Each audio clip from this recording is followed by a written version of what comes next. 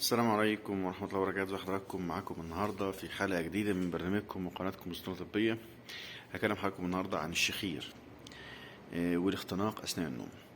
مبدئيا لازم تكون فاهم إن الشخير والاختناق أثناء النوم مرتبطين جدا ببعض.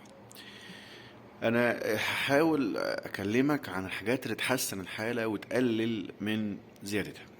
أولا مبدئيا لازم تكون فاهم ان الاختناق اثناء النوم او الشخير اوقات يكونوا مرتبطين بامراض القلب. عشان كده لازم تكون الاول متاكد وفحص قلبك كويس وعمل رسم قلب عشان تكون مطمن عليه بصوره جيده. لو هو القلب تمام والدنيا تمام يبقى المشكله عندك في حاجه من الحاجات اللي انا هقولها. اما ان في طبقه شحوم موجوده خلف الجيوب الانفيه ودي للاسف مأثره عليها ومؤديه لالتهابها. ودي بتحصل مع زياده الوزن، عشان كده لازم الوزن ينزل. فلو وزن حضرتك زيادة والبادي ماس بتاعتك كبيرة وأكتر من 30 وداخلة في اوبيزيتي عالية أو سمنة زيادة، لازم تكون فاهم إنك لازم تنزل الوزن. دي أول طبقة عشان الشخير أو انقطاع النفس أثناء النوم يقل. طيب إيه كمان؟ انقطاع النفس أثناء النوم تحديدا اكتشفوا إن في علاقة وطيدة بينه وبين التهاب الجيوب الأنفية. فبرضه لازم تطمن على جيوبك الأنفية.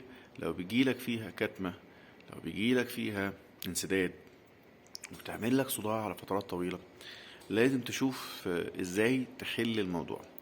هحاول شوية اقول لك وصفة طبيعية مجربة مع اغلب الناس وبتجيب نتيجة في حالات الالتهاب بتاع الجيوب الأنفية البسيطة، وهي عبارة عن دهان فيكس داخل الأنف أو الفاس، داخل الأنف داخل فتحة الأنف، واستنشاق بخار نعناع عليه. يعني بجيب نعناع احطه في ميه وهو بيغلي واستنشق بخار النعناع واكون داهن الفيكس داخل فتحة الأنف. الطريقة دي بتقلل من الالتهاب. طبعا ما بتعملش مرة واحدة في اليوم، يا ريت مرتين 3 واستمر عليها اسبوع 10 ايام لغاية ما الالتهاب يختفي خالص. واعملها في بداية كل في البدايات بتاعت كل التهاب الجيوب الأنفية. طيب ده بالنسبة لالتهاب الجيوب الأنفية وارتباطه بالشخير وارتباطه أيضا بانقطاع النفس أثناء النوم. في كمان حاجة هي نقص فيتامين د. لازم تاخد بالك إن فيتامين د العادي بتاعه لو ما كانش مظبوط في الجسم هيعمل لك مشاكل في حاجات كتير. اتكلمت عنها في أكتر من 3 حلقات فاتوا، ممكن تقدر ترجع لهم. في مرونة الأوعية الدموية وارتفاع ضغط الدم، في نقص الوزن لأن فيتامين د بيساعد برضه على نقص الوزن. في شيخوخة خلايا الأنسولين لأن فيتامين د ممكن يلخبط لك خلايا الأنسولين ويخليها تتأكسد وبالتالي تشيخ وتعجز، وخصوصا لو بتاخد أدوية سكر من الجيل الأولاني اللي هي الأدوية القديمة يعني أقصد. ممكن كمان يوصل لك فيتامين د إن يبقى فيه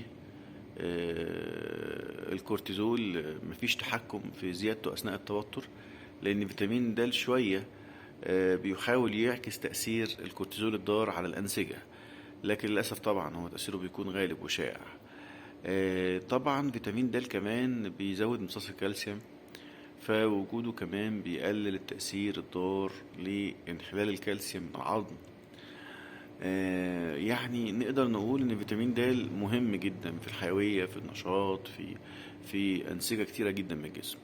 اكتشفوا كمان ان في ارتباط ما بين فيتامين د 3 تحديدا وما بين القدرة على النوم باسترخاء او ضيق التنفس المفاجئ اثناء النوم. عشان كده هقول لحضرتك لو عندك ضيق تنفس مفاجئ اثناء النوم حاول برضو تطمن على مستوى فيتامين د عندك. لازم فيتامين د يكون مظبوط يا فندم. لو فيتامين د مش مظبوط هتلاقي عندك فيه مشكلة في التنفس اثناء النوم وممكن ينقطع فجأة.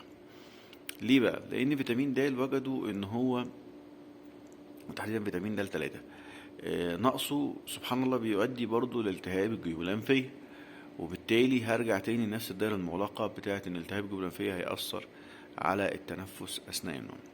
فرجاء هما 3 حاجات اساسيه: اظبط الفيتامين د بتاعك والمستوى بتاعه لو عندك مشكله اثناء التنفس اثناء النوم.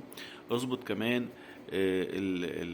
القلب وتأكد ان هو سليم وما عندكش مشكله خالص في القلب، ربنا يحفظكم وايانا يا رب ان شاء الله من مشاكل فيه. اظبط كمان الوزن وتأكد ان هو نازل ومظبوط ومفيش شحوم موجودة حوالين الجيوب الأنفية ومؤدية للالتهاب. أتمنى أكون أفدتكم بسرعة. أستودعكم الله. السلام عليكم ورحمة الله وبركاته.